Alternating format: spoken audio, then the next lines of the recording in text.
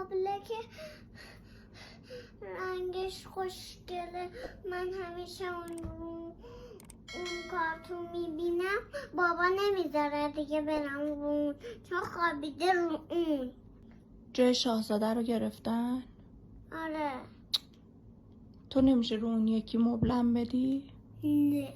حتما باید رو اون که جلوی تلویزیون لم بدی؟ آره. نمیرم. از اول بخون بابا.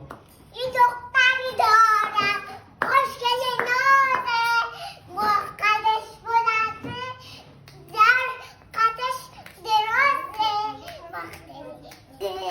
قدش درازه، موش بلنده، بلند میشه که مامان سلام تو بخیر به مامانش که اسم تو بگو منم اسم هاپو رو بگم. دیانا اینم هاناست. مامان این کمد من بود. به اجازه ای که اینا رو کندی. ماما خب خیلی اینجا ریخت و پاش بود. نه خب من معذرت میخوام دیگه دست نمیزنم به وسایلشون.